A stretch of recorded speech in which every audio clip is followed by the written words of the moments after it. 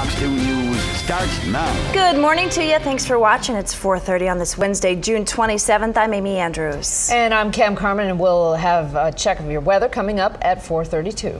If you saw smoke in western Oakland County yesterday, here's the reason why. This is viewer video of a huge fire at the Village apartment complex in Wixom. That's near Pontiac Trail and North Beck Road. Crews from several different cities responded. One person suffered minor injuries but was not transported to the hospital. The cause of the fire is still under investigation. Thanks, Cam. Young voters were instrumental in putting President Obama in the White House in 2008, but that same demographic is one of the most affected groups in the economic downturn.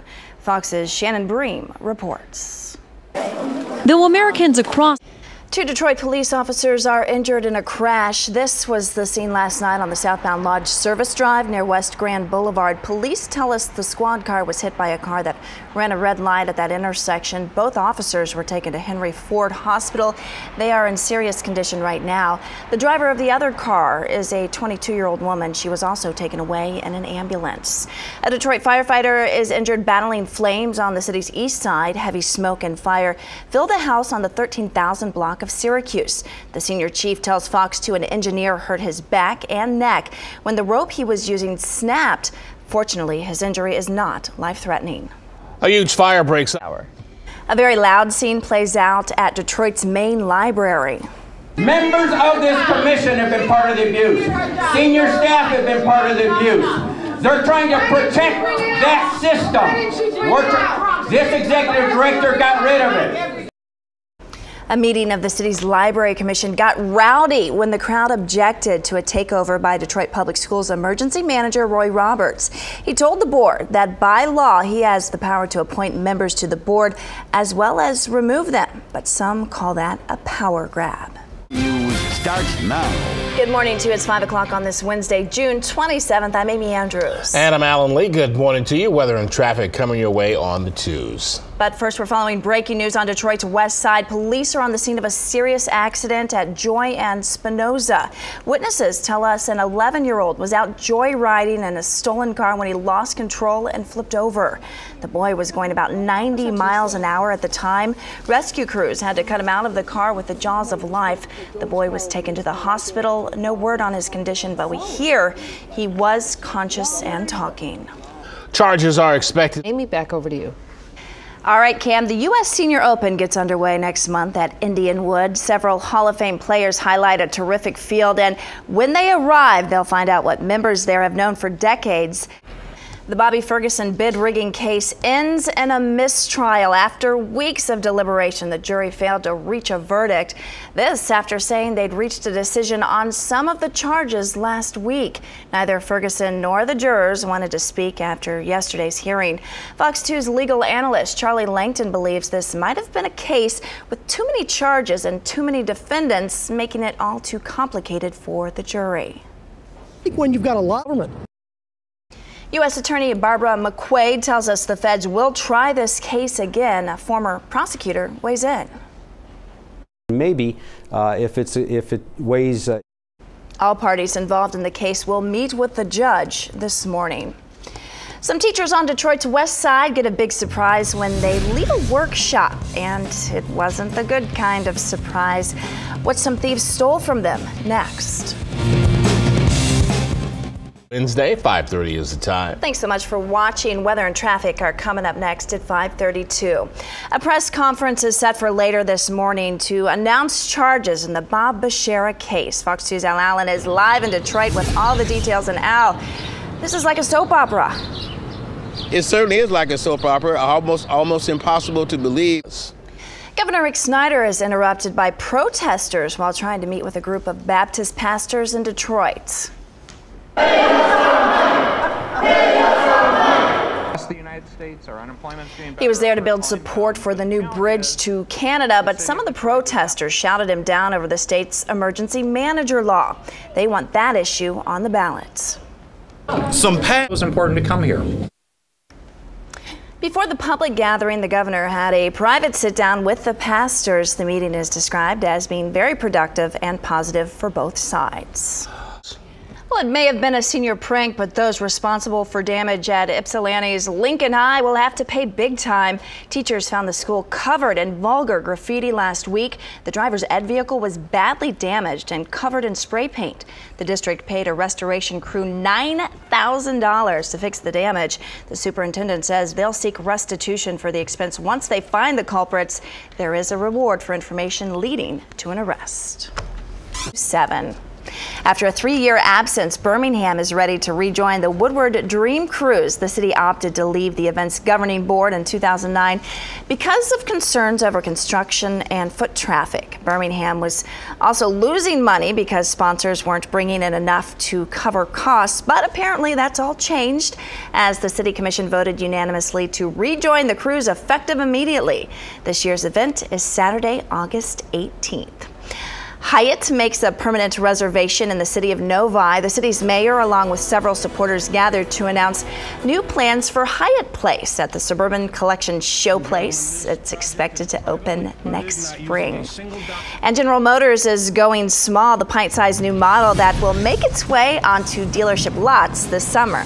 That's coming up next. All right, Kim, the entertainment world mourning the loss of a legendary screenwriter. Nora Ephron has died. She wrote When Harry Met Sally, Sleepless in Seattle, Julie and Julia, among many others. Ephron was once married to Watergate journalist Carl Bernstein. Well, Time magazine once called him the best-selling real estate agent in America. He's also written several books on real estate and investing, but now he's filed for bankruptcy.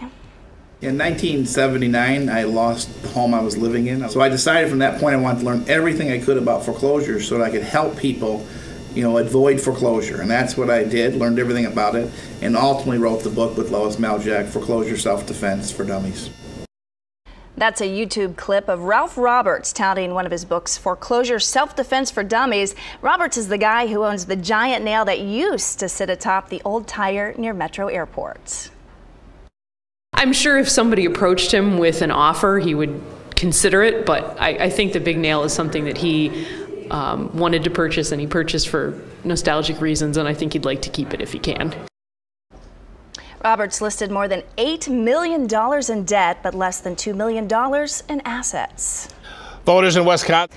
A big reveal from General Motors. Its Chevy Spark mini car will go on sale this August. The four-seater has a four-cylinder 1.2-liter Ecotech engine and comes with either manual or automatic transmission. The Spark is made in South Korea. It's already sold in many markets around the world.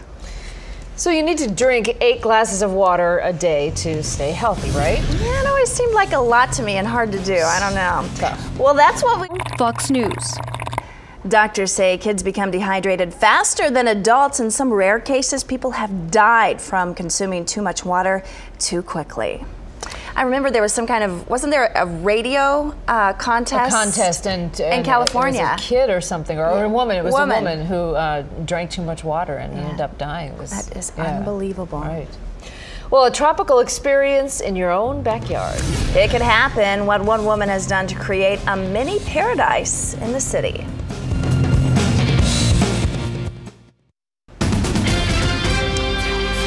.51 is the time. In southwest Detroit, there's a yard landscaped and maintained as if it were a tropical resort. As Fox 2's Jason Carr reports, the resort at home is the result of pride and a lot of hard work. Like the dearly departed, I don't care.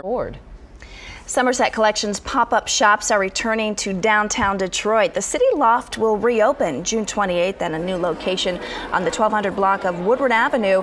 40 retailers, including Coach, Gap, and Saks Fifth Avenue, will be featured for one weekend in June, one in July, and one weekend in August. This year, they're calling it Downtown Detroit Days. In addition to fashion, local artists will also be featured. Shoppers can catch a free shuttle from the Somerset Collection in Troy to City Loft. A trolley will offer rides to downtown offices and hotels. 8 glasses. For years, that's how much water we've been told to drink every day, but is it really necessary? Fox's Alex Villarreal takes a closer look. David Groner plays baseball overseas. I don't think everybody needs 8 glasses of water a day. He even spent some time playing in Australia.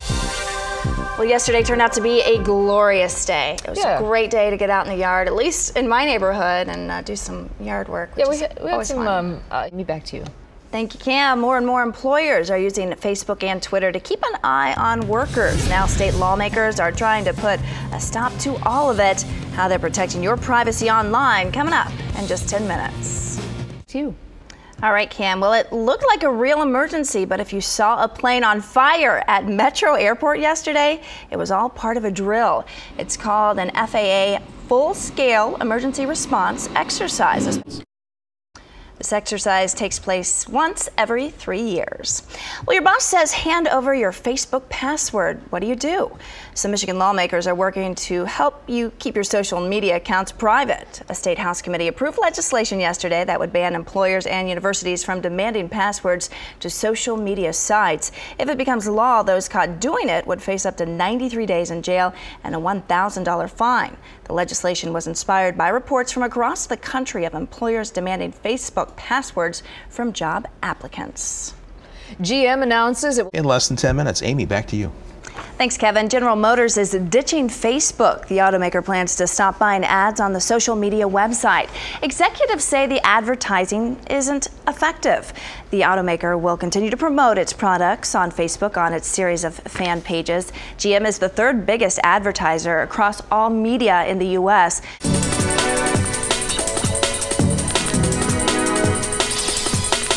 Cam singing like she should be on American Idol over there. Well, 3 is a crowd, so there's no room for you.